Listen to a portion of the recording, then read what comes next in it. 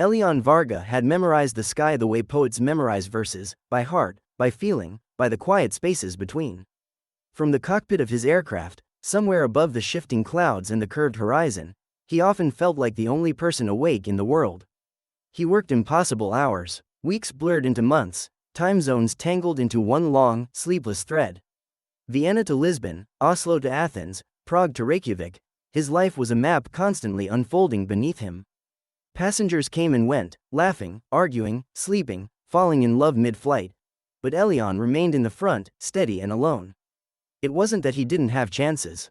He had met people, kind ones, interesting ones, even beautiful ones, but none stayed. Or maybe he never stayed long enough for them. At 36, he had everything he once thought he wanted: a respected career, a view of the world few could claim, and a quiet apartment overlooking the Danube. But every evening, when he placed his keys on the wooden table and the silence settled in, something felt unfinished. He began to notice it more during flights. Families traveling together, couples leaning into each other, a child asleep on a mother's shoulder. These small, ordinary moments began to feel extraordinary to him. He found himself wondering, not about destinations, but about belonging. And so, without quite admitting it to himself, Elian began to hope. Maybe, he thought, somewhere in all these cities, someone was waiting. It was in a small airport in northern Italy that something shifted. A storm had grounded flights for hours, leaving passengers restless and crews exhausted. Elian sat in a quiet cafe near the terminal, stirring an espresso he had long forgotten to drink.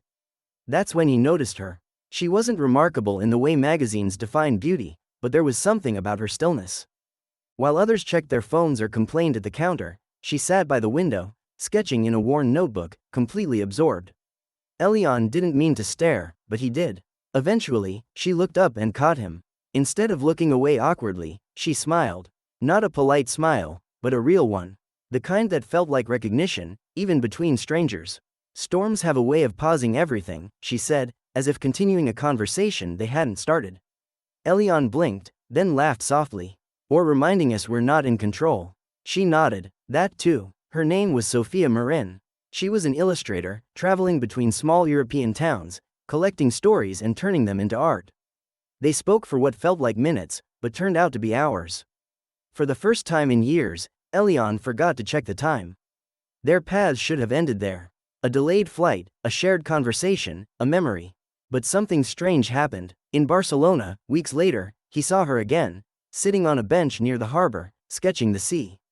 In Prague, months after that, she appeared in a quiet bookstore he had wandered into during a layover. Each time, it felt accidental. Each time, it felt inevitable. They never planned to meet, but they kept meeting. And with each encounter, the conversations deepened. They spoke about childhoods, fears, dreams they hadn't admitted to anyone else. Sophia listened in a way that made Elian feel seen, not as a pilot, not as a man passing through, but as someone worth staying for. Still, he hesitated. His life was movement, hers was rooted in observation. Could something like this last?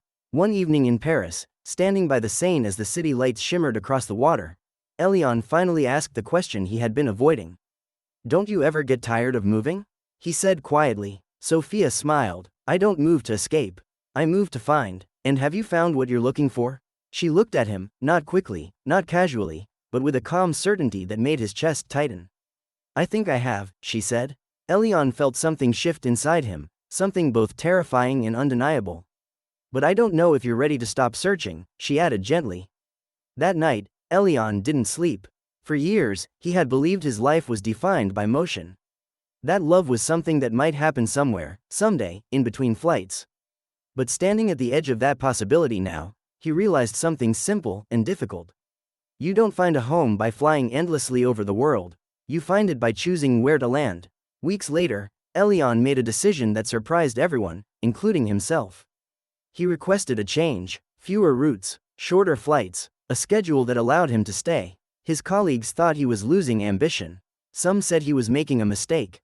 But Elian felt something he hadn't felt in years.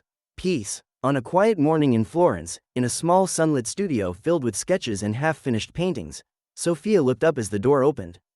Elian stood there, no suitcase, no rush, no departure time looming behind him. "Did you finally land?" she asked softly. He smiled. "For the first time," he said, "I think I have."